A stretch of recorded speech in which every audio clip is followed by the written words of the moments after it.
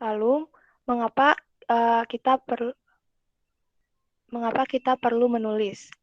Yang pertama, dengan menulis kita bisa mengetahui tempat dan mendapatkan teman baru. Yang kedua, menghasilkan karya. Yang ketiga, mendapatkan uang. Yang keempat, membuat branding diri. Yang kelima, mendapatkan ilmu baru dan juga pengalaman lainnya. Dari menulis, kita juga bisa mendapatkan relasi. Yang kedua, bisa wawasannya lebih bertambah dan juga bisa berkontribusi kepada masyarakat. Selanjutnya, kenapa kita harus melakukan penelitian? Alasan yang pertama yaitu kita dapat mendapat relasi dengan para ahli. Yang kedua, kita dapat mencari validitas dari suatu masalah yang ada. Yang ketiga, kita dapat menyelesaikan permasalahan di masyarakat. Yang keempat, kita dapat menemukan teori atau pengetahuan baru. Yang kelima, kita dapat menciptakan solusi yang lebih efektif dan mengetahui fakta yang ada di lapangan. Selanjutnya, perbedaan antara ilmiah dan juga keilmiahan. Nah, ilmiah merupakan bersifat ilmu secara ilmu pengetahuan dan memenuhi syarat atau kaidah ilmu pengetahuan. Sementara keilmiahan berarti suatu pola pikir, pola bicara, dan pola perilaku yang dapat dibuktikan dengan ilmu-ilmu yang ada dan diterjemahkan dalam sebuah karya nyata, baik melalui tulisan maupun melalui sebuah benda. Berikut ini ada kode etik ilmiah. Kode etik ilmiah itu adalah pedoman yang telah disepakati secara umum. Yang pertama, dalam keilmiahan dilarang untuk mengarang atau membuat data tanpa ada proses ilmiah. Yang kedua, dilarang melakukan plagiarisme. Yang ketiga, dilarang memasukkan atau memanipulasi hal-hal yang berkaitan dengan pelaksanaan atau hasil. Selanjutnya ada useful scientific paperwork. Yang pertama, direct project. Kita dapat mengimplementasikan di masyarakat melalui project atau sosialisasi. Yang kedua, kita dapat mematenkan karya tulis ilmiah dengan pengajuan proposal ke perusahaan. Yang ketiga, kita dapat melakukan publikasi ilmiah melalui jurnal terakreditasi dan juga media massa. Berikut ini merupakan contoh-contoh dari penulis yang sukses. Yang pertama ada J.K. Rowling yang menulis Harry Potter. Yang kedua ada Raden Ajeng Kartini dengan bukunya yang berjudul Habis Gelap Terbitlah Terang. Dan yang ketiga ada B.J. Habibie. Sekian yang dapat saya sampaikan mengenai sesi pertama. Presentasi selanjutnya akan dilakukan oleh Gaby. Terima kasih. Baik, terima kasih atas waktunya. Di sini Gaby mau presentasi sesi kedua. Sebelumnya Gaby izin share screen dulu.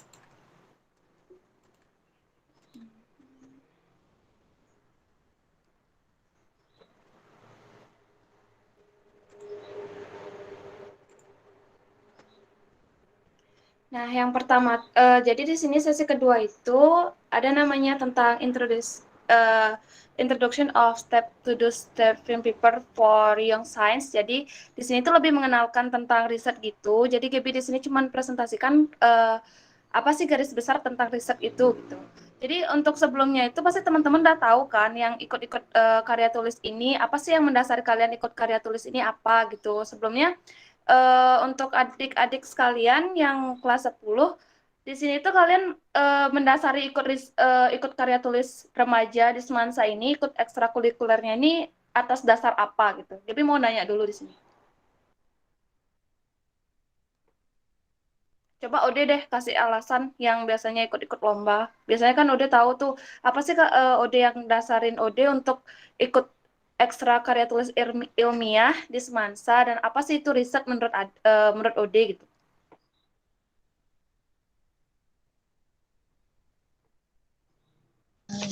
Assalamualaikum Swastiastu, selamat siang. Jadi terima kasih untuk Kak Selamat Gaby siang. atas pertanyaannya. Jadi alasan Ude mengikuti karya tulis ilmiah di Semansa ini yaitu ingin mencoba hal baru dan juga mengasah tentang gimana kemampuan Ode dalam menulis karya tulis dan juga ingin membuat karya-karya lain dan yang Ude tahu mengenai apa sih Kak karya tulis ya? Atau bisa diulang? Apa sih itu menurut adik riset menurut adik itu apa?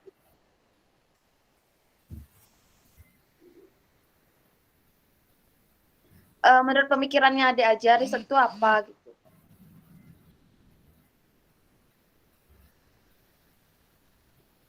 Jadi menurut Ode riset itu merupakan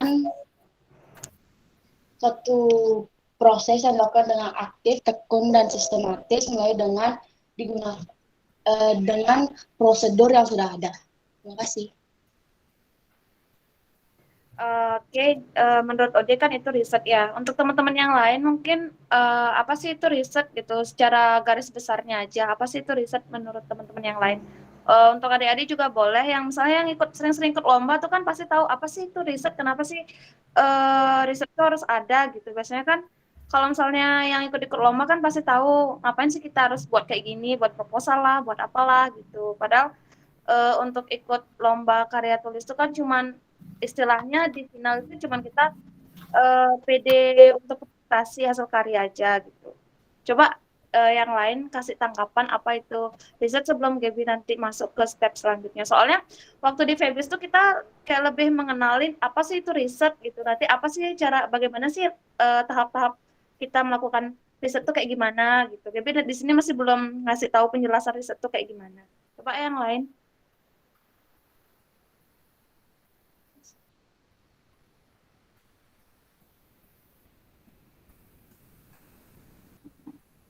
Ada yang jawab ya? Tunjuk aja kali, Gap.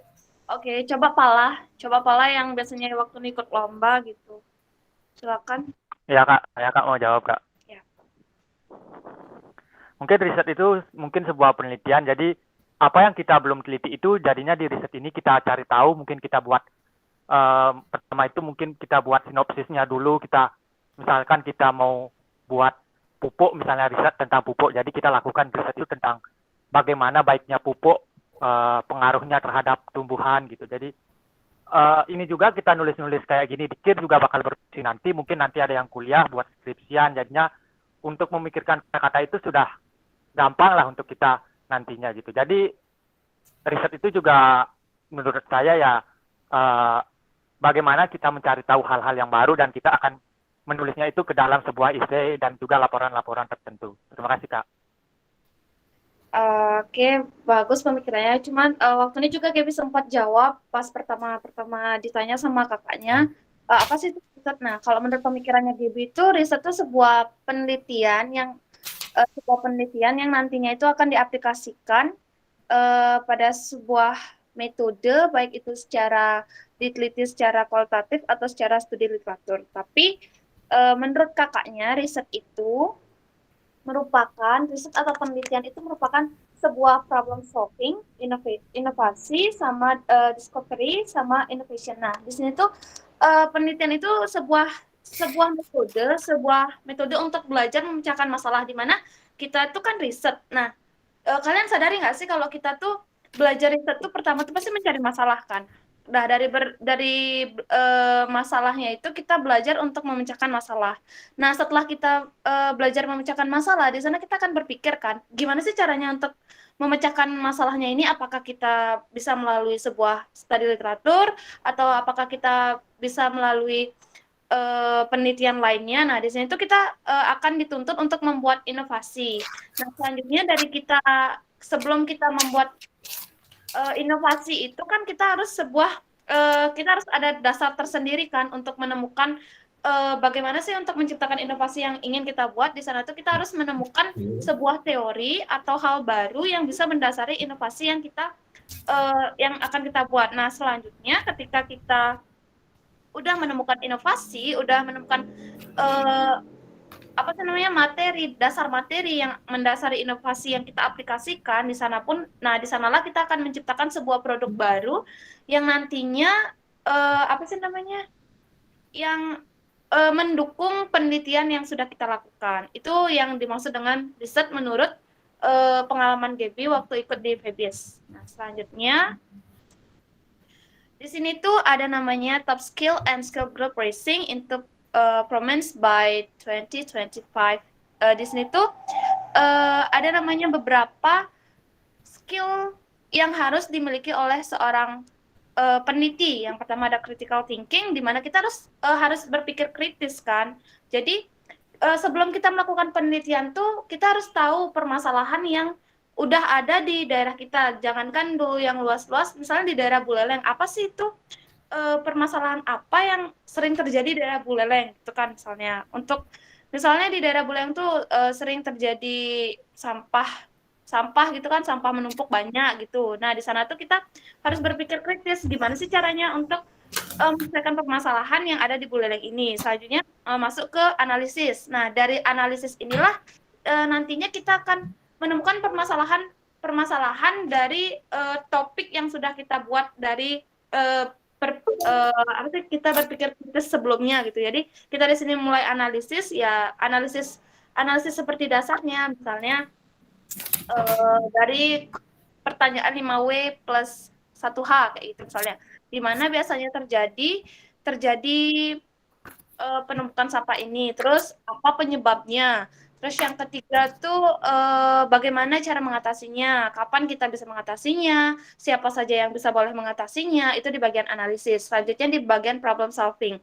Nah di bagian problem solving ini kita sudah tadi udah jelasin kalau di sini tuh kita bisa belajar untuk memecahkan masalah yang sudah kita buat dari permasalahannya itu, misalnya dari 5W plus 1H. Siapa sih yang bisa memecahkan permasalahan ini, siapa yang bisa kita libatkan untuk memecahkan masalah tentang sampah di Buleleng ini. Tentunya kan dari kita diri sendiri, warga dan masyarakat atau warga dan pemerintah. Nah, terus apa penyebab dari permasalahan sampah yang ada di Buleleng ini? Tentunya kan permasalahannya tuh bisa jadi karena kekurangan kesadaran dari masyarakat, atau misalnya kita sering buang sampah, terus apa sih namanya, karena kita ya intinya kurang kesadaran aja gitu kan, misalnya di problem solving. Terus di self management. Nah di bagian self management ini artinya kita harus bisa manajemen diri kita sendiri, sama kayak kita memanajemen waktu. Jangan ada istilah jangan sampai waktu yang mengatur kitalah yang mengatur waktu kan, kayak gitu kan. Nah jadi untuk self management ini artinya kita harus bisa memanajemen diri kita sendiri untuk bisa mengikuti riset sampai selesai, bisa mengikuti penelitian sampai selesai. Misalnya dari pertama kita harus contoh self management. Misalnya kita mempunyai topik yang tadi Gaby bilang tuh kan, misalnya tentang sampah.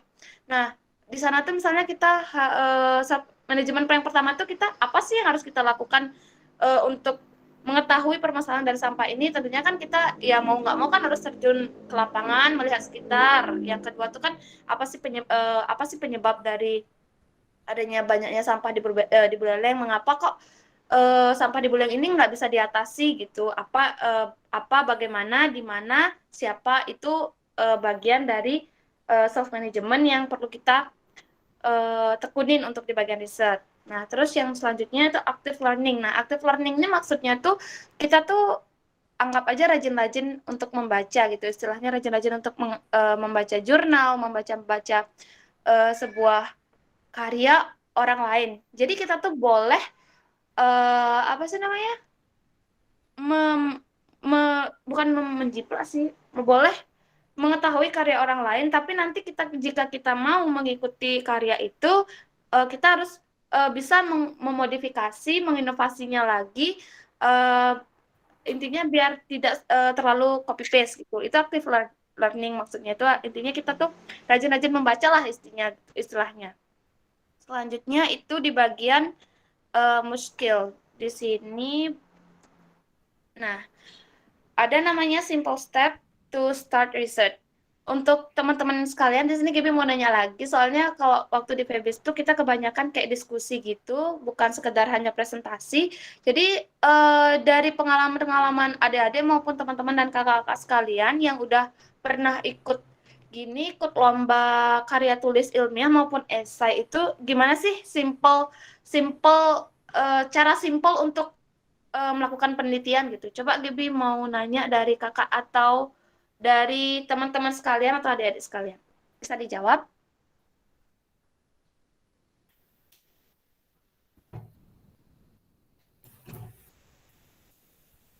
Kalau gitu aku Boleh. aja duluan yang gitu ya. Ya. Kalau dari aku mungkin ajarannya Pak Yudi juga itu ngelihat fenomena sekitar kayak apa sih, lebih lebih aware sama apa yang ada di sekitar kita dan kayak analisis apa aja sih masalah-masalah, ada permasalahan apa aja yang ada yang sekiranya bisa diselesain. Biasanya dari situ awal dari sebuah riset. Biasanya gitu sih. Itu dari aku. Kalau yang lain gimana? Untuk yang lain misalnya yang udah pernah ikut lomba gitu ataupun yang belum pernah ikut lomba, biasanya kan sering tuh baca-baca tentang metode penelitian kayak gimana gitu. Itu gimana sih secara simple untuk kalian melakukan penelitian?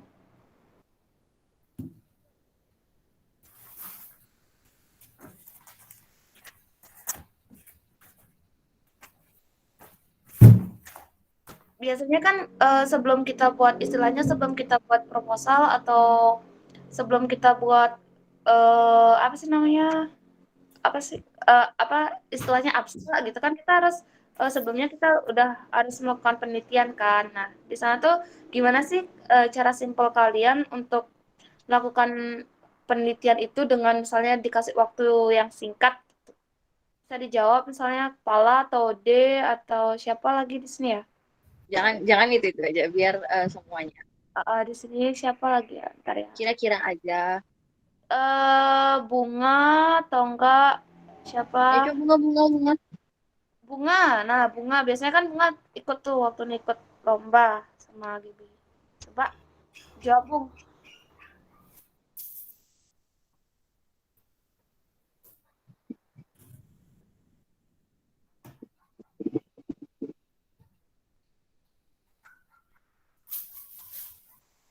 Bunga ada di sana.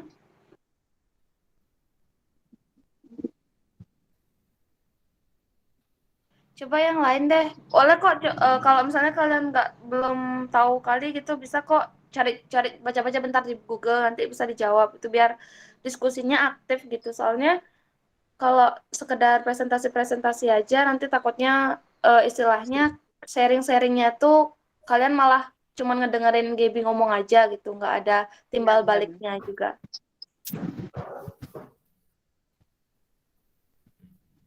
Ya biar bisa aktif juga kayak biar ngemimi acara Febis yang diikutin kemarin. Open discussion ya.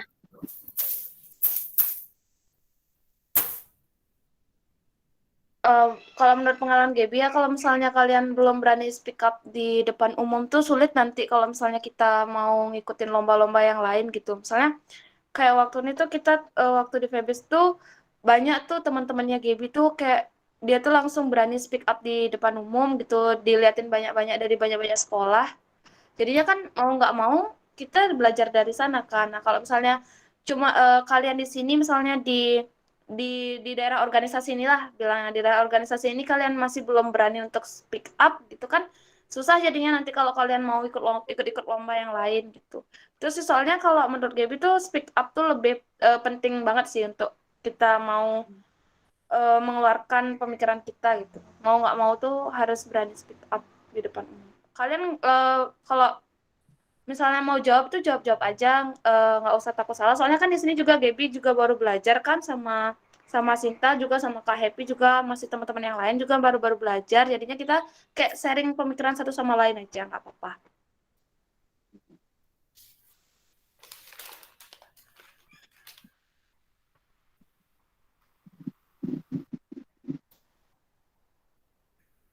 Ayo, Mbak ada yang mau menyampaikan pendapatnya lagi?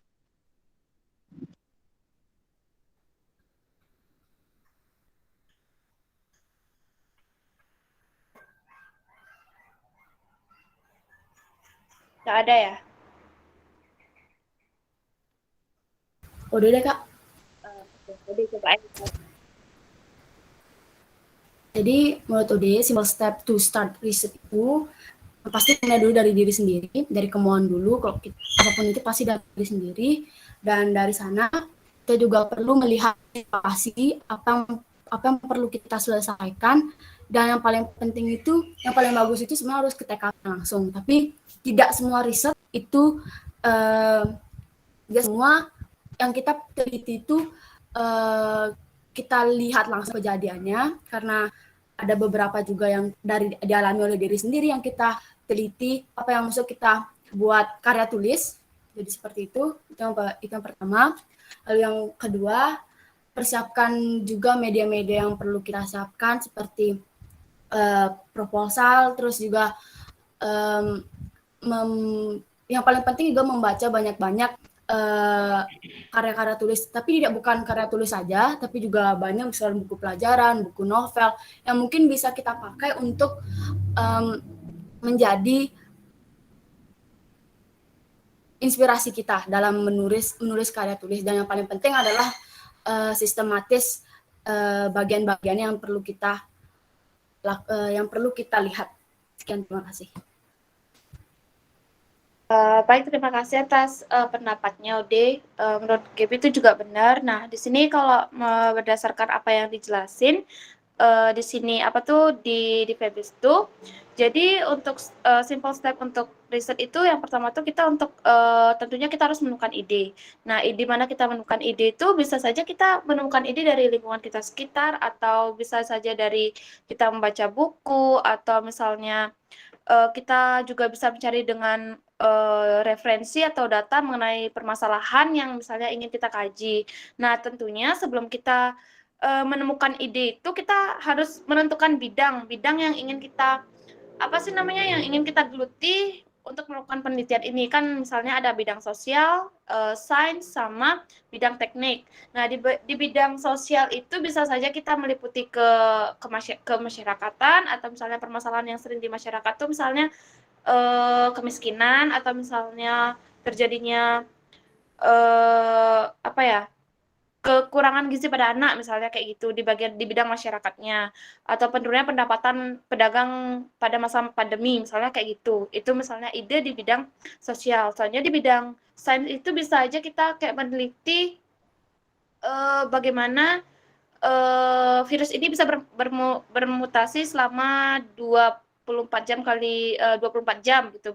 Gimana sih caranya mereka bermutasi, apa aja yang menyebabkan faktor penyebabnya yang bisa yang membuat mereka bisa bermutasi, misalnya kayak gitu. Terus di bagian teknik misalnya, kalau misalnya di bagian teknik itu bisa aja kayak kita membuat alat misalnya alat untuk yang udah misalnya Gaby buat waktu di Intel, misalnya untuk pencetak air kamar hotel dan lain sebagainya. Itu untuk step pertama. Intinya step pertama itu kita harus menggeluti bidang, dan kita harus menemukan ide yang kita menemukan ide dari bidang yang udah kita geluti. Itu yang pertama. Terus yang kedua itu cari modalitas yang sudah ada. Di sini maksudnya cari modalitas yang sudah ada itu kita tuh harus mencari apa sih kelemahan dan kelebihan dari ide yang udah kita buat, dari permasalahan yang misalnya ide atau permasalahan yang udah kita temukan. Itu di sini kita mencari modalitasnya itu sama sih dengan cara banyak-banyak baca studi literatur, atau banyak-banyak baca karya atau jurnal orang lain. Intinya kita tidak mengcopy semua karya itu. Kita bisa setelah kita baca, kita bisa memodifikasi, atau lebih hanya sebagai dasar pemikiran kita aja gitu. Terus yang ketiga, nah di sini kita harus bisa menghubungkan realita dengan ideal. Maksudnya realita dengan ideal tuh kita di sini antara fenomena penelitian dengan dengan kondisi ideal. Maksudnya kondisi idealnya misalnya fenomena yang ingin kita, kondisi ideal tuh misalnya tentang, ya paling gampang tuh misalnya tentang kemiskinan kan misalnya. Kondisi idealnya misalnya tentang kemiskinan. Ntar lo, kayak bicas tetap.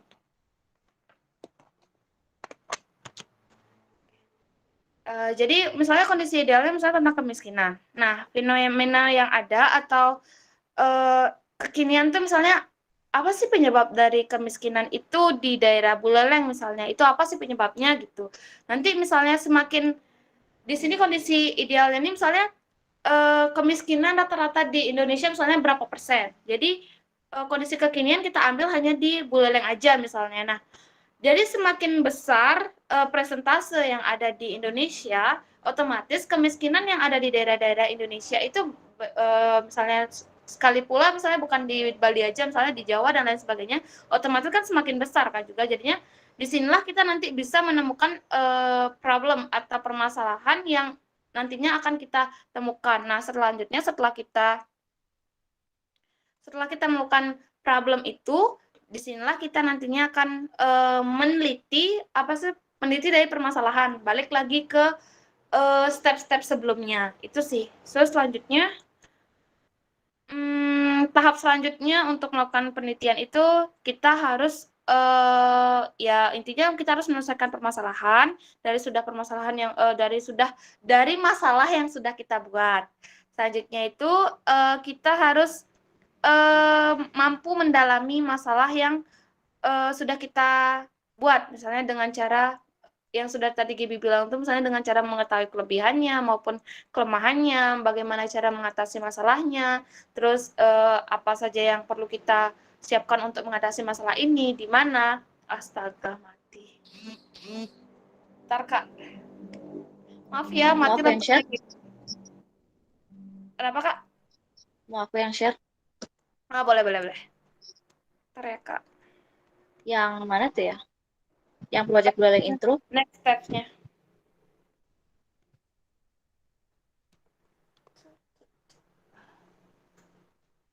Dulu ya. Maaf ya, laptopnya Gaby mati.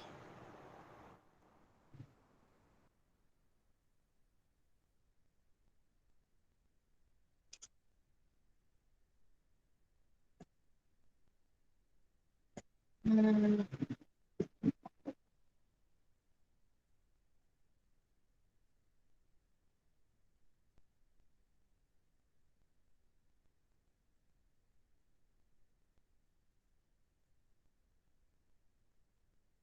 Maaf ya, waktunya. Soalnya Gaby lupa ngecas laptop. Jadinya nggak tahu. Baterainya habis. oke. Apa-apa. Aku coba nge-share. Aku nggak bisa nge-download soalnya, ntar dulu ya. Oh ya, nanti setelah Gaby presentasi sama Sinta, di sini tuh Gaby mau sedikit ngasih share tentang setelah kita melakukan diskusi itu nanti kita ada kayak kegiatan-kegiatan gitu nanti. Tapi setelah Gaby presentasi.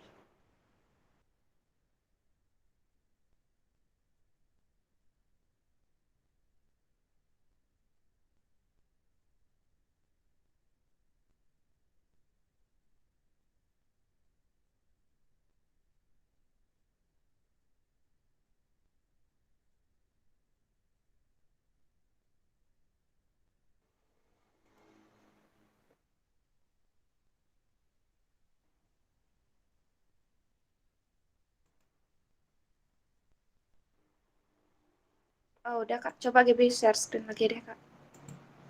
Oke. Aku juga udah mau sih. Masih agak. Aku coba Udah aja. mau Kak. Gaby apa Kakak? Ya, Gaby dah. Oke.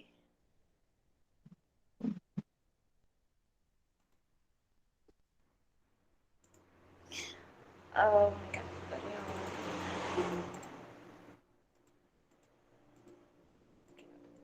Nah, di sini kan udah dari tadi Gaby lanjutin di next step-nya. Nah, di sini kita tuh harus mendalami permasalahan. Dari akar permasalahannya sekali itu bagaimana yang udah Gaby tadi jelasin. Nah, untuk selanjutnya itu kalau misalnya kita bingung itu gimana sih caranya untuk melakukan simple step-nya, kita namanya tuh menggunakan teknik ATM. Nah, di sini kita ATM tuh singkatan dari amati, tiru, dan modifikasi. Di mana kita harus peka terhadap lingkungan dan inovasi yang sudah ada. Misalnya kita bisa saja, yang udah kita bilang tuh, misalnya kita bisa aja ngambil jurnal atau apa sih namanya hasil karya orang lain, tapi kita di sana tuh hanya mempelajari jurnal atau hasil karya orang lain itu kita sekelas hanya membaca-baca aja. Nah, selanjutnya di bagian tiru, kita di sana tuh mempelajari konsep dari penelitian sebelumnya. Jadi, kita harus mempelajari konsep bagaimana konsep yang diterapkan oleh penulis dari jurnal ini misalnya, gimana konsepnya, apa metode apa yang udah digunakan dia, dan selanjutnya kita move ke step berikutnya yaitu modifikasi. Nah, setelah kita paham konsep yang udah diterapkan dari penelitian itu, di sini kita harus bisa mengembangkan apa sih namanya pengetahuan yang sudah kita peroleh setelah kita membaca jurnal-jurnal yang udah kita baca tadi itu. Terus selanjutnya, nah di sini ini sedikit contoh gitu, contoh mengenai penelitian. Ini penelitian tentang Osains, pathogenesis ulcus pepticum yang paling tinggi. Nah, terus ada namanya tumbuhan talas yang merupakan tumbuhan yang mudah dikembangbiakan. Nah, ulcus ini pepticum yang pertama tuh kita harus di sini di problem solvingnya ini bagaimana sih kita untuk menyembuhkan penyakit ulcus pepticum ini. Nah, di sini tuh kita bisa saja dengan kandungan penyebabnya itu bisa saja dengan kandungan senyawa yang dapat mempercepat proses epitesis sel. Jadi penyebab dari penyakit ulcus ini kan terjadi karena adanya percepatan proses epiteisasi sel. Selanjutnya, kandungan di dalamnya itu ada sukralfat dan amprolozol. Nah, di sini tuh efek bagaimana sih dari efek samping dari senyawa-senyawa ini di sini sejenisnya misalnya efek samping dan harganya kurang terjangkau. Ini merupakan salah satu kekurangan. Jadi intinya itu setelah kita menemukan ide dari apa sih namanya bidang yang sudah kita temukan, di sini kita harus bisa memecah atau mengembangkan permasalahan yang sudah kita buat. Pertama tuh kita harus mengetahui, dari sini kita harus mengetahui penyebabnya. Terus yang kedua kita harus mengetahui juga bagaimana cara mengatasinya dan efek samping dari senyawa yang kita gunakan untuk mengatasi penyakit itu. Nah, selanjutnya di sini tuh kita ada beberapa tahap atau step-step untuk mengembangkan metode penelitian selanjutnya, misalnya dengan uji kandungan senyawanya dulu. Selanjutnya kita harus mengetahui jumlah ulkusnya, itu bisa digunakan dengan cara makroskopis, biasanya itu diteliti di lab. Selanjutnya ada namanya uji histopatologi. Di sini itu kita meneliti bagaimana bagaimana kondisi jaringan yang ada di bagian ulkusnya itu. Misalnya tuh misalnya kerusakan jaringannya itu kan ulkus itu kan kerusakan pada jaringan lambung. Nah, selanjutnya itu bagaimana sih keadaan sel yang terjadi. Kita di sini tuh biasanya kan untuk melakukan uji coba uji coba senyawa yang udah kita buat untuk mengobati sebuah penyakit atau permasalahan tuh biasanya kita menggunakan namanya mencit. Mencit itu namanya tikus putih atau tikus kecil itu. Kenapa kita menggunakan mencit? Nah, di sini tuh mencit tuh kan struktur organnya tuh dibilang hampir mirip lah dengan struktur organ dari manusia. Makanya kebanyakan orang penelitian itu ketika dia sudah melakukan membuat sebuah senyawa untuk mengujinya itu pasti dia itu menggunakan mencit. Tetapi untuk menggunakan mencitnya ini kita harus memenuhi aturan-aturan tersendiri. Kita tidak boleh semena-mena membunuh mencit, dipotong terus dilakukan uji coba di bagian organnya. Itu tidak boleh. Itu misalnya nanti adalah aturannya gitu. Setelah itu baru kita melakukan analisis dengan uji ANOVA. Itu ya intinya kita melakukan analisis setelah kita membuat semua penelitian atau semua senyawa yang sudah kita siapkan. Nah, selanjutnya setelah kita melakukan analisis dan kita sudah mempunyai data-datanya, nah di sini kita baru membuat proposal. Nah, di sini ada perbedaan antara proposal dan laporan. Nah, untuk proposal penelitian itu, di sini itu berisi tentang rencana penelitian, kesimpulan, baik itu berupa hipotesis atau dugaan, yang dimana di sini itu harus memfokuskan pada permasalahan yang sudah kita buat dan juga bagaimana metode penelitian. yang kita terapkan untuk menyelesaikan permasalahan itu. Selanjutnya di bagian hipotesis ini boleh berbeda dengan kesimpulan akhir. Maksudnya di bagian hipotesis itu kita menduga kalau asam itu bisa mengubah lakmus merah menjadi biru. Itu bisa dugaan sementara itu benar. Nah, kalau misalnya di bagian hipotesis akhir, kesimpulan akhir dari beberapa penelitian yang udah kita lakukan, ternyata hipotesis awal kita itu salah. Jadinya kita boleh kesimpulan hipotesis awal itu bisa kita bedakan dengan kesimpulan akhir bahwa kalau asam itu mengubah lakmus biru menjadi merah gitu. Nah, selanjutnya di bagian laporan atau makalah. Biasanya di bagian laporan atau makalah ini lebih banyak diterapkan oleh mahasiswa misalnya di bagian penelitian lebih dalam, terus ada juga laporannya itu berupa karya tulis penelitian itu kalau nggak salah. Nah, di sini terdapat hasil data dan analisis. Nah, kalau kalian sering misalnya baca jurnal tentang analisis gini, apa tuh namanya, analisis penyakit atau kalau misalnya di esai, kita buat esai tentang penyakit-penyakit gitu. Nah, kita tuh tergantung apa tuh? Tergantung panitianya mau kayak gimana, apakah harus memunculkan data-data yang sebenarnya. Kalau misalnya diminta untuk memunculkan data-data yang sebenarnya, kalian tuh pasti di sana tuh akan menemukan sejenis data kurva gitu. Nah, di sana tuh di bawahnya tuh nanti ada sejenis analisis. Nah, itulah salah satu ciri-ciri laporan. Terdapat hasil data dan analisis. Selanjutnya terdapat kesimpulan berupa hasil.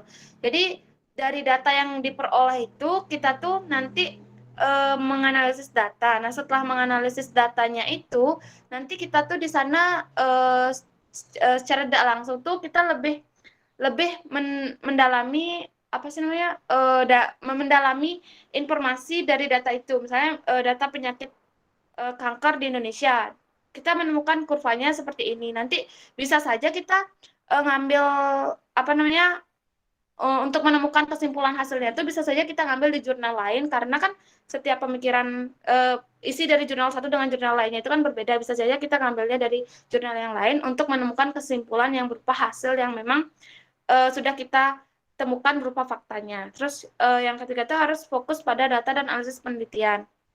Jadi fokus pada data dan analisis penelitian yang sudah kita dibilang tuh kita harus fokus sama pertama tuh kita harus fokus dengan bidangnya, terus dengan ide kita, terus dengan fokus dengan data yang terjadi atau dari permasalahan yang kita buat, apakah ada data yang terjadi, misalnya data berapa persentase penyakitnya, data berapa persen yang persentase penderitanya dan lain sebagainya. Selanjutnya kita dulu di sana bisa menganalisis melalui penelitian yang sudah nantinya kita terapkan melalui metode apa, misalnya dari studi literatur atau misalnya langsung terjun ke lapangan dan lain sebagainya. Nah, terus itu kan udah ya tadi ya. Oke, jadi di sini masalah mengenai proposal, eksperimen sama laporan.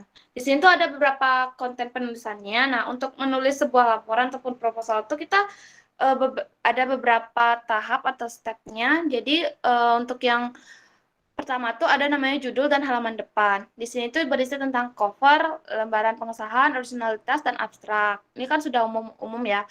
Yang kedua tuh ada bab 1, ada pendahuluan. Nah, biasanya pendahuluan tuh ada latar belakang, masalah, rumusan, tujuan, dan manfaat.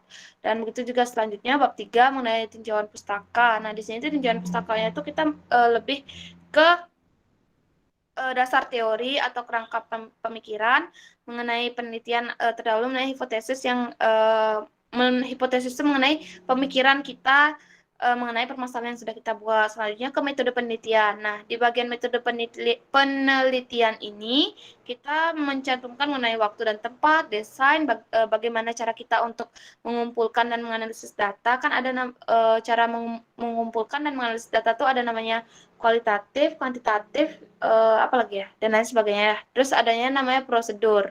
Prosedurnya tuh kita misalnya meneliti ini dengan bagaimana prosedur itu kayak tahap-tahap atau step-stepnya. Selanjutnya itu ada analisis dan pembahasan. Disinilah nanti kita melakukan pembahasan dari permasalahan yang kita buat, dari tinjauan pustaka, dari dasar teori atau dari kerangka pemikiran yang sudah kita peroleh. Nantinya pembahasan atau nantinya lebih dalam dibahas di bagian bab 4, yaitu di bagian analisis dan pembahasan. Itu aja. Nah, di sini benang merah penelitian ya sama aja ya. Di sini tuh ada rumusan. Ini bagian sebelum kita melakukan sebelum kita menyusun proposal. Di sini tuh ada rumusan masalah, terus tujuan penelitian, hasil atau pembahasan, dan kesimpulan. Ini secara umumnya, secara garis besarnya untuk menyusun sebuah proposal atau makalah tuh seperti ini. Nah, bisa dibaca untuk rumusan masalah. Nah, dari rumusan masalah tuh kita bisa menemukan tujuan. Nah, dari tujuan tuh kita bisa menghasilkan kesimpulan. Dari tujuan penelitian, dari pembahasannya juga kita bisa menentukan kesimpulan dari permasalahan atau ide yang sudah kita buat. Oke. Selanjutnya, untuk kita lebih dalam mengetahui riset itu, yang pertama tuh kita harus bisa pastikan kita sudah menemukan tema dan subtema yang cocok. Misalnya kita berada di bidang kesehatan atau di bidang sains. Nah, tema apa yang cocok untuk di bidang kesehatan tuh. Nah, terus udah ketika kita sudah menemukan tema, selanjutnya subtema apa yang cocok untuk mengembangkan tema yang sudah kita buat. Selanjutnya tuh ada read your guidebook. Jadi kita harus intinya itu udah lebih banyak-banyak membaca aja intinya. Kalau misalnya kita udah di riset tuh kita lebih banyak membaca jurnal, membaca karya tulis orang lain, esai dan lain sebagainya. Terus kita harus memahami aturan dan format penulisan. Kalau misalnya kita ikut lomba tuh, kalau misalnya pas kita lomba tuh pasti aja kita dikasih ketentuan cara penulisan setiap karya tulis. Misalnya disuruh dengan format apa, formatnya kertasnya A4, Times New Roman, terus ukuran fontnya 12, terus di bold, dan lain sebagainya. Terus, misalnya kita tuh diminta 20 halaman. 20 halaman. Jadi kita harus bisa memaksimalkan proposal atau makalah kita itu sebanyak 20 halaman. Kalau misalnya lebih kan udah apa sih namanya melebihi ketentuan yang ditentukan oleh panitia. Nah, selanjutnya itu yang paling akhir tuh kita harus tetap berdoa dan tetap rendah hati. Gimana pun hasilnya kita serahkan kepada Tuhan. Baik, itu menang kalah di dalam perlombaan itu udah biasa. Kalau misalnya intinya kita berani mencoba aja. Jadi kalau misalnya kita mau ikut lomba itu intinya kita berani mencoba dan berani memulai dari hal baru. Jangan sampai kita tuh nggak mau ikut lomba karena rasa takut, karena misalnya nggak berani ngomong di depan umum, karena nggak punya ide-ide yang inovatif. Kita bisa aja kan, misalnya kita ikut lomba bergu misalnya kan misalnya terdiri dari 3 orang, kan kita bisa aja ngambil ide dari teman kita dan kita ikut ngembangin secara tidak langsung, kan kita juga bisa memberikan pemikiran kita kepada teman-teman yang satu regu itu gitu. Itu intinya kita berani dulu. Nah, di sini sedikit ada kata-kata mutiara dari Albert Einstein, kalian bisa baca. Nah, sekiranya itu aja presentasi dari Gaby mengenai Febis di bagian sesi kedua ini. Nah, untuk selanjutnya, di sini Gaby mau timbal balik dari teman-teman sih, dari kakak-kakak dan adik-adik semua. Dari yang sudah Gaby presentasi itu, menurut pendapat kalian tuh kayak gimana? Gitu. Gaby juga mau minta pendapat-pendapat dari kakak-kakak, adik-adik, dan teman-teman sekalian. Bisa dijawab ya?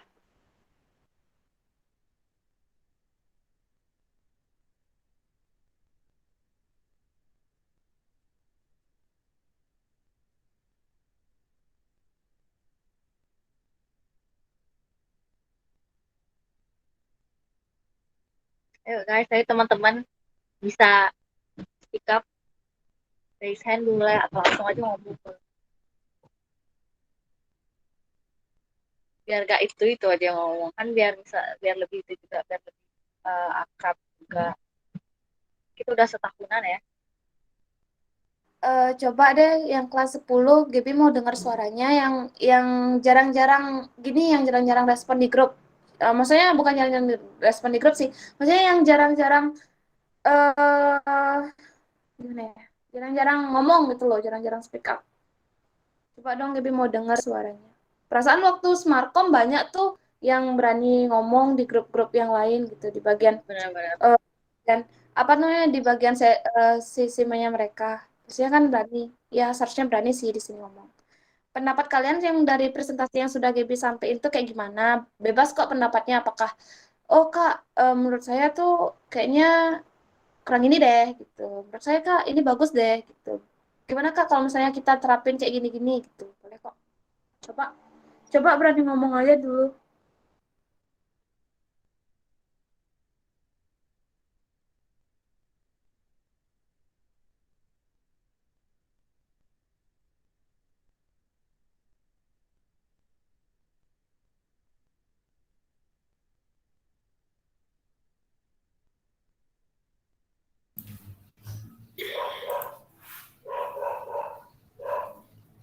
Bapak bertanya,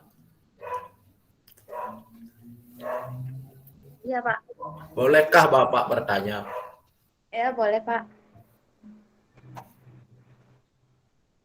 Malu loh. Gini, Gap. Tadi sudah Bapak simak ya, dengarkan, amati semua baik. Itu kan. Baik, dan untuk ukuran kalian yang notabene masih apa ya, textbook gitu ya, masih banyak dengan dekat-dekat dengan buku, jadi mencontohkan dengan punya orang gitu. Sekarang Bapak balik ya.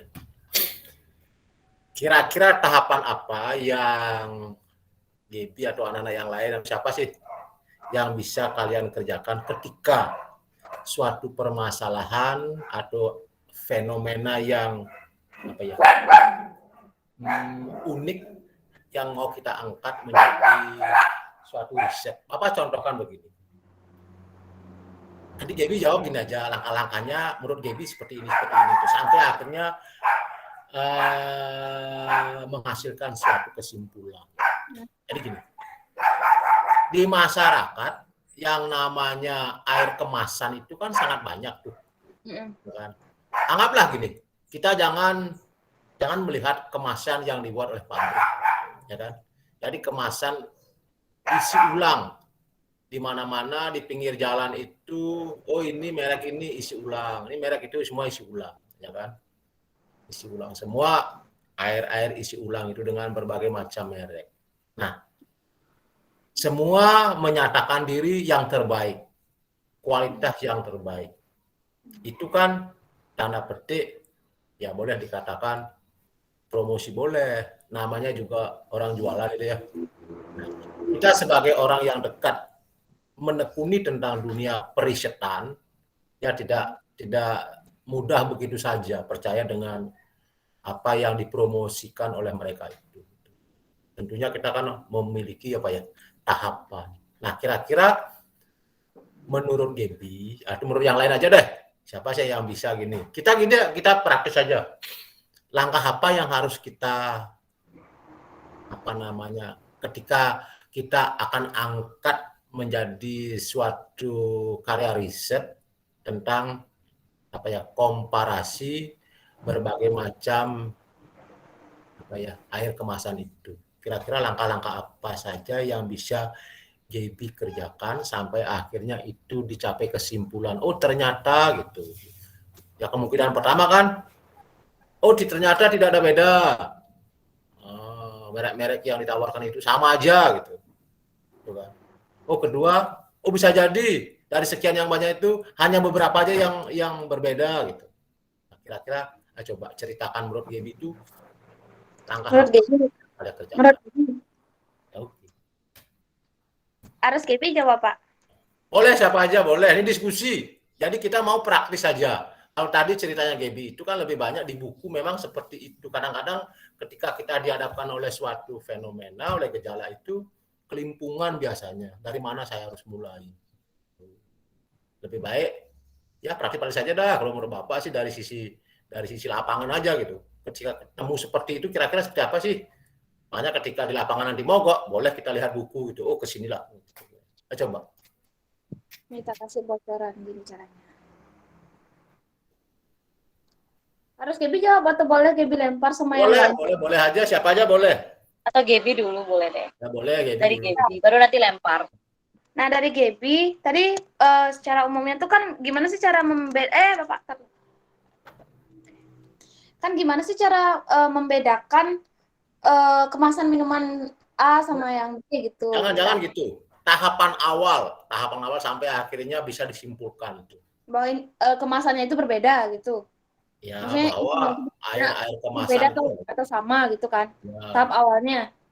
Kalau tahap awalnya tuh bisa saja sih Pak, caranya tuh kita gimana ya? Pertama tuh kita harus memikirkan permasalahan apa sih tuh yang ingin kita ginikan dari kedua produknya ini apa gitu kan. Yang ingin kita apa sih teliti dari dua produknya ini apa? Apakah kandungannya ataukah apanya gitu kan? Bisa aja kan dari sana kita memulai. Nah, selanjutnya ketika kita sudah mengetahui apa yang harus kita teliti dari kedua produknya ini, apakah perbedaannya, apakah sejenis senyawanya, ataukah kekurangannya dan sebagainya. Nah, selanjutnya di sana kita menentukan gini tuh apa tuh namanya? Mengkaji sebuah inovasi. Nah, inovasinya itu dapat berupa alat atau dapat berupa sejenis pengetahuan teoritis sih juga boleh, tapi kalau lebih masuk akalnya untuk sebuah produk itu kan lebih ke alat. Nah, kalau misalnya dari alat itu setelah dari alatnya itu kita sudah menyusun inovasi alatnya, setelah kita melakukan sebuah uji coba gitu, nanti kita kan menemukan hasilnya tuh, gimana hasilnya dan lain sebagainya. Nah, setelah kita menemukan hasilnya itu, nah di sana kan kita bisa menemukan akhir kesimpulannya. Nah, jadi menurut Gaby itu tergantung dari apa yang kita teliti dari kedua produknya ini, apakah itu dia membedakan senyawanya, misalnya air A atau air B, air kemasan A isi ulang A misalnya terdapat senyawa lah gini, saya ini, tapi karena menurut yang jualannya itu, oh ini punya saya bagus, dan menurut jualan si B ini juga punya ini bagus, jadi kan kita nggak tahu apa yang harus kita teliti. Jadi menurut pemikirannya Gaby, kita tentukan dari diri sendiri dulu apa yang ingin kita teliti dari kedua produk ini. Apakah dia tuh apakah dari kelebihannya dari masing-masing produk atau dari kekurangannya atau dari jenis senyawanya. Nah, kalau misalnya kita ingin meneliti sebuah jenis senyawanya yang terkandung dalam jenis senyawa yang bahaya yang masih ada dalam air itu, bisa saja kita tahap selanjutnya kita membuat alatnya. Nah, setelah kita membuat alatnya, bisa saja kita di sana tuh kita sudah menemukan, oh kalau misalnya produk A ini masih ada senyawa bakteri bla bla bla bla yang masih berbahaya untuk kandungan kesehatan tubuh. Dan produk B ada juga, tetapi dengan kapasitas atau dengan dengan kuantitas yang lebih kecil, dengan gininya yang lebih kecil, faktor infeksi yang lebih kecil, itu bisa saja seperti itu kan. Nah, setelah kita menemukan analisisnya itu baru masuk ke bagian kesimpulan. Kalau misalnya produk A itu lebih bagus kah, lebih jelek lah dari produk B gitu. Itu sih kalau Gaby. Kalau misalnya teman-teman yang lain kayak gimana? Pemikiran orang berbeda-beda. Coba. Berarti kalau boleh Bapak simpulkan, hal pertama yang Gaby lakukan apa? Menentukan apa yang harus kita teliti dari produknya itu. Kan kita masih belum tahu. Sebentar, apa yang ini menguraikan, menjabarkan tentang apa yang harus diteliti. Nah, atau kalau ngomong apa itu, apakah yang dimaksud itu adalah kemasannya, apakah yang dimaksud itu sumber airnya, apakah yang dimaksud dan senyawanya. Kalau Gaby lebih spesifik ke senyawanya, soalnya kalau selanjutnya kan Gaby karena membuat alatnya, berarti kan di bagian senyawanya. Maksudnya senyawa yang masih terkandung dari air sulingan atau air itu gitu, yang senyawa yang masih belum pas di tubuh tetapi dianggap baik oleh penjualnya gitu. Senyawanya apa saja senyawa yang terkandung dalam air yang masih belum bisa diterima oleh tubuh tetapi dianggap baik gitu sama penjualnya. Itu kalau Gaby, Pak. Coba teman yang lain, siapa tahu ada pembicaraan. Yuk diskusi coba. Ini ada beberapa air kemasan isi ulang. Oh, mereka ngomongin baik, semua baik. Tetapi kita tidak begitu aja terima gitu. Ya harus kita tahapin lewat riset dah. Apa yang harus kalian lakukan dulu. Nah, di sini kan praktis ini ilmunya nih. Oh, ketika Bapak sampaikan permasalahan di lapangan sehari-hari itu, di sini kita diskusikan apa yang langkah pertama yang harus dilakukan. Gaby, senyawa yang berbahaya. Berikan ujuk-ujuk dia Gaby itu sudah menentukan parameter ujinya. Tuh.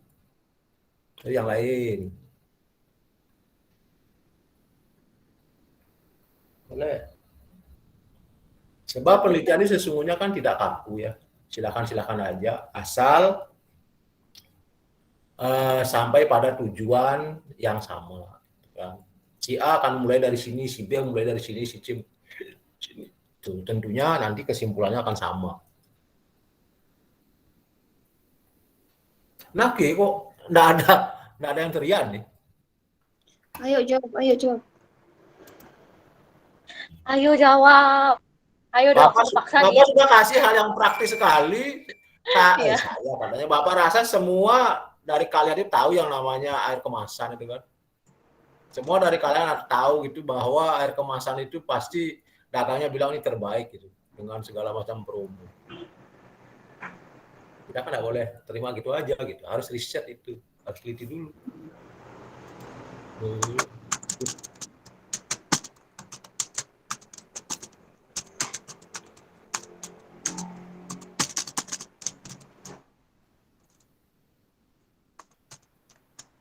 Mana nih, tidak ada yang nyaut ini. Ayo jawab.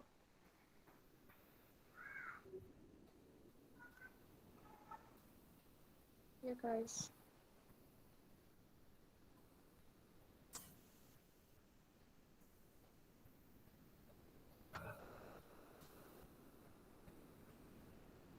Nah, ternyata misalnya gini ya, Gaby ya. Nah, sambil nunggu gini deh. Ini masa ada Happy, ada Gaby, ada Bapak. Siapa lagi yang tadi cerita? Lode ya, sama siapa lagi? Kepala ya. Kepala ada. Misalnya begini, ya kan? Ya kita pilih beberapa merek apa ya kira-kira yang paling banyak beredar di pasaran, yang paling banyak dikonsumsi oleh masyarakat. Nah, lalu kita tentukan parameter ujinya deh, boleh itulah. Lalu kita ke lab. Nah, katakanlah dari suatu parameter atau variabel uji itu setelah diukuri, misalnya begini, produk A dia memiliki rata-rata pengukurannya itu katakanlah 5,3. Ya, produk B katakanlah 4,7. Produk C katakanlah tadi kan 4,7. Ini nah 5,1. Apa kesimpulannya? Mana yang terbaik? Katakanlah angka yang paling besar itu menunjukkan kualitas terbaik. Apakah itu sudah bisa disimpulkan bahwa yang 5,3 itu paling baik? Menurut saya sih belum Pak ya, kalau belum melakukan uji coba lagi Pak. Tapi menurut saya yang terbaik itu yang 4. Kalau diuji coba lagi, Pak, begitu lagi angkanya. Gimana terus? Uji coba dengan tapi kalau emang angkanya sudah di bulat emang segitu, ya 5/3 Pak. Berarti menurut Pala bahwa produk yang terbaik adalah yang 5,3. Iya Pak, 4,7 sama yang 5,1 itu di bawah mereka gitu. Nah, iya Pak. Lalu bisa digeneralisasi bahwa merek yang 5,3 ini adalah yang terbaik, begitu artinya. Benar itu? Iya Pak. Sekarang itu kan Pala tuh, baru jawaban individu Pala. Sekarang Bapak bawa data itu, misalnya Bapak bawa ke Happy. Gimana Happy itu? Apakah tetap menjawab yang 5,3? Belum tentu juga. Akan bawa hasil itu ke Gaby. Lain lagi jawabannya itu. Gimana harus mengadili ini? Jawaban mana yang harus dipakai? Udah. Oke, nanti kita praktekkan di lapangan. Bapak ajak kalian dulu. Ini tahap awal sekali ini dah. Ini juga baru belajar, kita ketemu belum pun dapat ketemu apa ya, tatap muka. Ini baru via apa namanya, daring aja, ya kan? Nanti Bapak ajari deh seperti apa nanti menentukan mana sih sesungguhnya yang terbaik gitu. Apakah mereka itu sesungguhnya ada berbeda apa enggak sih gitu. Ya, jangan sekarang. Misalnya yang lain ada nyaur, biasanya kalau tatap muka biasanya banyak ya nyaurnya biasanya. Dah lanjut, Bapak dengerin lagi. Mau lanjutin seperti apa?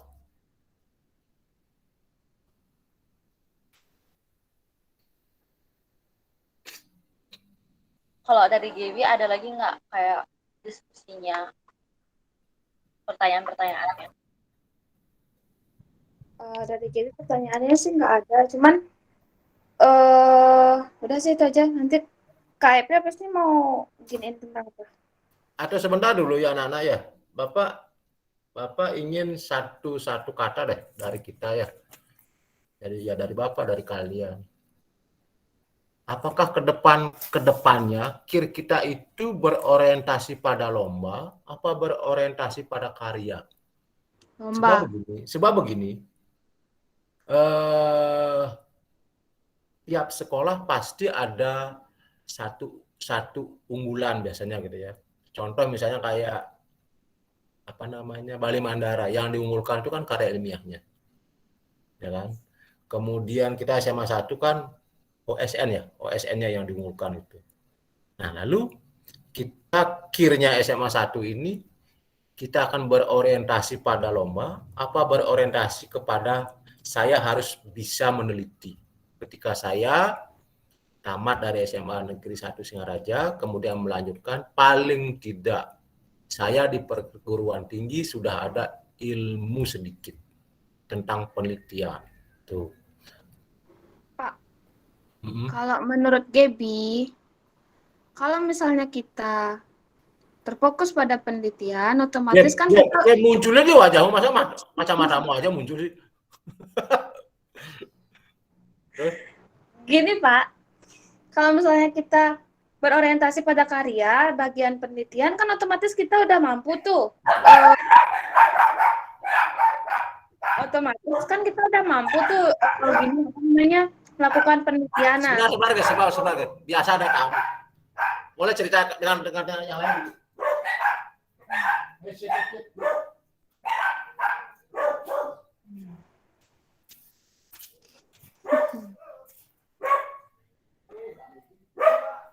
Apa ya gitu. Tapi kalau aku dari aku juga, aku malah justru kalau kita berfokus sama lomba, otomatis penelitian bisa juga sih. Dan menurutku kalau penelitian aja, kalau dalam scale SMA ya, kalau kita penelitian nggak dilombain itu kayak rugi.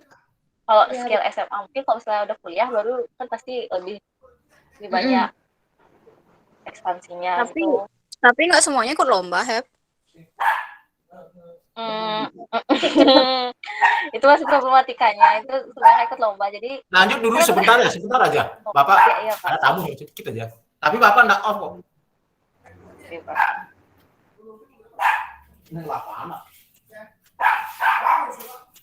Jadi sebenarnya memang harusnya sih aku udah send info lomba nih lagi ke grup. Harusnya kalian ini ya mulai ikut lomba. Aku juga udah send ide yang sebelumnya pernah digituin sama Pak Yudi. Sebenarnya tinggal inisiatif aja ya. Karena sekarang sekolah itu untung banget sebenarnya, emang agak ribet masalah uang, cuma aku ngeliat sekarang sekolah itu sangat suportif kalau masalah lomba ini. Kemarin Gaby aja Gaby-nya kan dibiayain kan, dianterin. Jadi dulu mungkin lebih susah untuk ngajuin kayak proposal untuk lomba gitu. Jadi sekarang sekolah benar-benar nge-support kita lomba, kalian ya harus ikut lomba. Dan lomba aku saranin ya penyesalan terbesarku terbesarku itu adalah enggak ikut lomba dari Kemdikbud. Ya walaupun chance menangnya juga dikit ya, sangat kecil chance menangnya, tapi ikut aja karena sekolah pasti bakal membantu. Menurut Gaby tuh Jadi kalau ikut lomba di bagian penelitian tuh kita kayak nggak bisa ngebak orang yang menang yang mana gitu. bener sih. Nggak bisa nebak. Misalnya menurut kita itu jelek, tapi belum tentu untuk jurinya itu jelek. Bisa saja nanti dia di bagian presentasinya bagus atau di bagian produknya dia tuh bagus gitu. Menurut kita itu jelek, belum tentu di juri jelek. Kalau misalnya kita di sains kan kita udah ngeliatin tuh dari mukanya aja, oh ini pintar kabeh menang lah ini. Ya enggak dari muka juga sih. Cuma kan ketahuan Ya, dari siapa biasanya yang unggul biasanya ketahuan.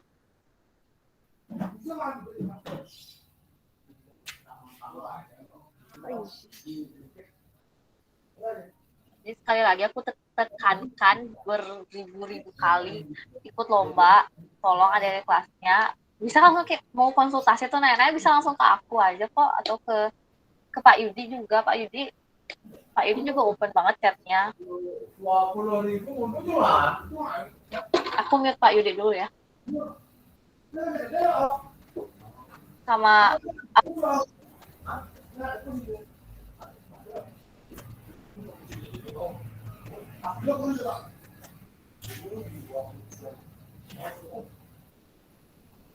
Kak Happy mute ya?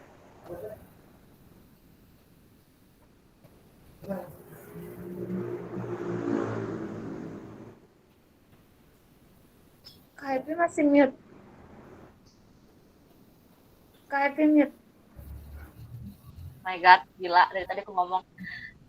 Sama lagi satu, itu udah aku coba pengen bilang, beribu-ribu kali bilang untuk ikutin lomba, karena sekarang sekolah udah suportif banget. Kepengurusanku ini kan udah mau berakhir nih. Aku udah mau regenerasi nih. Paling tahun depan aku udah bukan ketua lagi. Mungkin kalian mikir kok cepet banget aku jadi ketua ya. Padahal nyatanya aku udah jadi ketua tuh udah agak lama kan, sudah bener dari pas kita pasif tuh loh, pas kita cepet gak aktif ekstranya sampai sekarang. Jadi tuh udah lumayan lama. Cuma karena kena break ekstra, jadi rasanya aku baru jadi ketua. Makanya kalau selama aku masih aktif-aktifnya di sini, kalian juga dong harus aktif untuk ikut lomba. Kemarin aku udah nge-send, yang kemarin aku send lomba itu bener-bener ada yang dari Astra, ada yang dari ITS juga, ITS Institut Teknologi 10 November ya. Dia ada yang isi free pass lagi. Kalau kalian menang tuh bisa dapat free pass ke universitas loh, dan itu bayangin kok kalian dapat free pass universitas, betapa tenangnya kalian. Aku aja sekarang gak tenang kan aku jadinya karena belum dapat sekolah.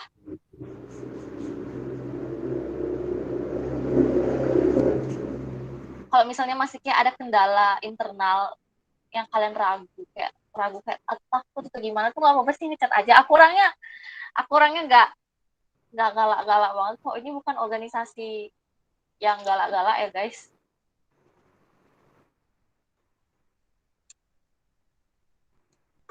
Selama Pak Yudi pergi juga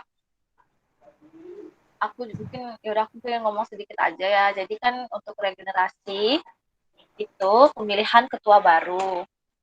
Jadi nanti sistematikanya itu online dengan dilantiknya secara offline. Kemungkinan kita dilantiknya mungkin bisa aja pas misalnya udah mulai sekolah, cuma awal-awal gitulah. Jadi nggak terlalu ganggu juga. Juga dilantik kayak nggak lama-lama banget, paling cuma sehari selesai. Dan kemungkinan tuh offline ya. Kan kalian tahu kita sekarang kalau nggak salah peraturannya sudah 2022 itu udah full offline, udah boleh. Nah, dulu aku udah ada calon kandidat. Nanti sistematika pemilihannya itu setiap kandidat bakal kayak buat presentasi visi misi gitu. Dan ini cuma ketua yang dipilih ya. Jadi kita cuma milih ketua karena tahun ke tahun, bukan tahun ke tahun sih, dari sejak tahun angkatannya Zephyrus tuh emang ketua doang yang dipilih, bukan paslon. Kalau sebelumnya itu baru setahu aku paslon. Jadi tapi aku kurang tahu ya tentang angkatan sebelumnya. Kok dari Zephyrusnya itu emang ketua doang dipilih, nanti ketuanya yang memilih perangkatnya. Terus nanti semua kayak presentasi visi misi, istilahnya kayak ada orasi gitu lah, itu bakal dilaksanain secara online. Jadi aku harap semua anggota bisa itu ya, semua anggota bisa hadir. Kan kalian juga ada juga yang baru nih, ada juga anggota baru yang sebelumnya nggak ikut kayak pembekalan pelantikan, semoga bisa hadir juga. Terus nanti kita bakal voting. Kandidatnya nanti bakal aku secara langsung chat ya, aku PC secara langsung. Terus nanti bakal ada pelantikan offline. Itu aja sih untuk regenerasi, nggak susah-susah banget. Aku harap buat pengurus yang baru nanti mungkin apa namanya, mungkin istilah wejangannya mungkin nanti ya, cuma karena aku, tahun lalu kan banyak yang sebenarnya masih banyak yang pengen daftar, nggak salah ya, masih banyak yang pengen daftar dan nggak kebagian tempat. Mungkin bisa buka lagi maksudnya open recruitment member lagi itu semester 2, tapi nanti mereka ikut pembekalan sama pelantikan barengan sama adik kelasnya. Itu aja sih yang mau aku ngomongin tentang lengsernya. Untuk info lanjut pasti nanti aku bakal kasih tahu di grup ya. Pak Yudi nggak datang-datang. Pak Yudi nggak datang-datang nih. Untuk hari ini juga nggak ada absen ya, karena ini kegiatannya pas libur.